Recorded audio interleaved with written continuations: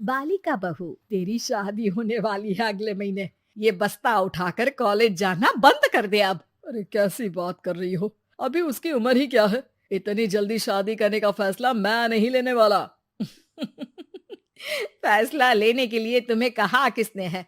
अरे मैंने कह दी शादी है तो है अगले महीने। बेचारी अमिता करती भी तो क्या, छोटी सी उम्र में बन जाती है अपने से 2 गुने उम्र के आदमी की बीवी। शादी के बाद देर रात पति घर आता है। खाना लगाओ, भूख लग रही है। अमिता खाना लगाती है। ये क्या बनाया है? वो सारा खाना फेंक देता है। कर्म ही खराब थे जो इतनी कम उम्र के लड़के से शादी करा दी। तभी वहाँ अमिता की सास आ जाती है। अरे हमें क्या पता था कि ये इतनी कामकाज में ढीली है। इसकी माँ ने तो कहा था रॉकेट की स्पीड से काम करती है।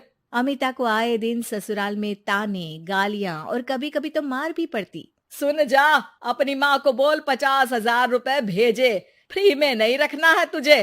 अरे मेरी एक आंख का ऑपरेशन भी तो करवाना है। अमिता को सास घर से निकाल देती है। अमिता परेशान होकर मायके की ओर जाती है। वो घर तो पहुंचती है लेकिन वहाँ ताला लगा है। अरे अमिता बेटी, क्या हाल बना रखा है तेरे पति ने? कहाँ है वो? अमिता पड़ोसी के सामने रोने लगती है।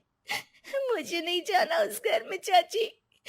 मेरे मम्मी पापा कहाँ है? उन लोगों ने तो ये मकान छोड़ दिया बिटिया। वो लोग तो कहीं और शहर चले गए। तुझे नहीं बताया? अमिता जोर जोर से रोने लगती है। नहीं बताया? ये क्या कर गए माँ पिताजी मेरे साथ? मेरी जिंदगी तो नर्क से भी खराब है। अब मैं क्या करूं? अमिता रोते हुए वहाँ से जा रही होती है कि उसे एक औरत मिलती है। अरे सुनो तो, रो क्यों रही हो? तो क्या करूं? हंसू? अमिता उस औरत को अपनी सारी कहानी बताती है। देखो, मेरा सिलाई का काम है। अगर तुम चाहो तो मेरे साथ ये काम कर सकती हो। बदले में मैं तुम्हें रहने की जगह, खाना और 1 दिन का 100 रुपया भी दूंगी।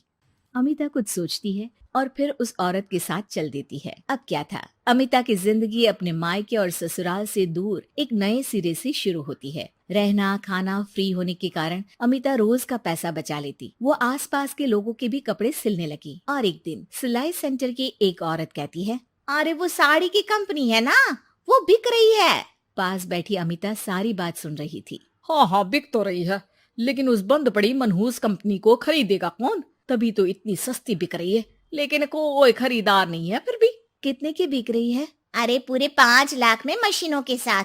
लेकिन यहाँ कोई लेबर काम नहीं करेगा। पुराने मालिक ने किसी को पैसे ही नहीं दिए। उन लोगों ने कहा है कि जो नया मालिक आएगा वो लोगों को पैसा देगा। 5 लाख। अमिता घर आती है और अपने पैसे गिनती है, पूरे 3 लाख। अमिता सिलाई सेंटर वाली उस औरत के पास जाकर कहती है, चाची, मैंने इतने साल की कमाई में ये पैसे जमा किए हैं, पूरे 3 लाख है। वो बंद साड़ी की फैक्ट्री मैं खरीदना चाहती हूँ। अरे अमिता, पागल हो गई हो क्या? वो 5 लाख की बंद मनहूस फैक्ट्री खरीदेगी, फिर लेबर का बकाया पैसा देगी, और वो फैक्ट्री चलेगी कि नहीं ये भी कोई नहीं जानता। लेकिन अमिता नहीं मानती। वो उस औरत से कहती है कि वो उस फैक्ट्री को खरीदना चाहती है और खरीद कर ही रहेगी। औरत भी अमिता की मदद कर देती है और फिर अमिता के नाम एक साड़ी फैक्ट्री हो जाती है। शुभारंभ वाले दिन अमिता लेबर से कहती है, मैं इस फैक्ट्री को दोबारा खड़ी करना चाहती हूँ। आप लोग इसमें माहिर हैं। मैं नहीं जानती कि पहले वाला मालिक के काम करने का क्या तरीका था, लेकिन मैं अपनी योजनाओं के साथ आई हूँ। मेरे पास आप लोगों को देने के लिए अभी तो पैसे नहीं है, लेकिन मैं वादा करती हूँ 3 महीने में आप लोगों के पैसे ब्याज सहित आप लोगों को दे दूंगी।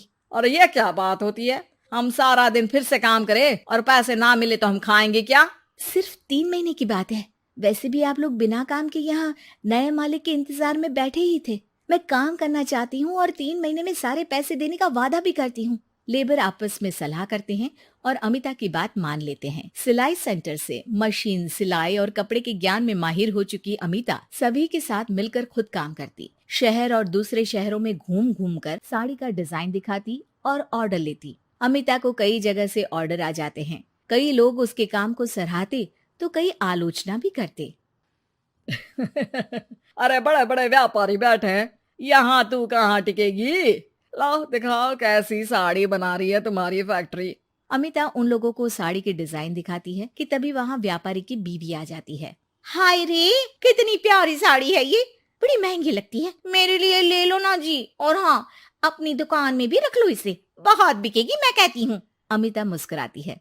अरे सेठ जी, बड़े बड़े व्यापारियों से नहीं, पर अच्छी डिजाइन और क्वालिटी से बाजार में चलती है।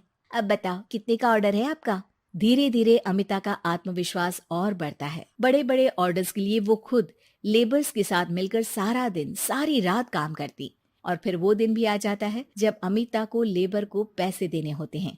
मैं आप लोगों से 3 महीने बाद आज के दिन ये बात करना चाहती हूँ कि मैंने जितने पैसे देने की आपसे बात की थी उतने मैं नहीं दे सकती। हम लोग जानते थे कि, पर आपकी कंपनी तो फायदे में है, फिर हमारे पैसे क्यों नहीं देंगी? मतलब आप लोगों के बकाया पैसे, ये 3 महीने के पैसे और ब्याज के साथ मैं आप लोगों को 10% का मुनाफा भी दूंगी। सभी खुश हो जाते हैं। मेरा कोई परिवार नहीं है, लेकिन दिन रात आप लोगों के साथ काम करके मुझे आप लोगों में ही अपना परिवार दिखता है। अमिता की फोटो पेपर में छपती है। उसके बिजनेस मॉडल को पढ़ने के लिए कई बच्चे भी उसका इंटरव्यू करते हैं। अब अमिता 1 से 2 और 2 से 4 फैक्ट्री खोलकर देश में बड़ा नाम कमाती है।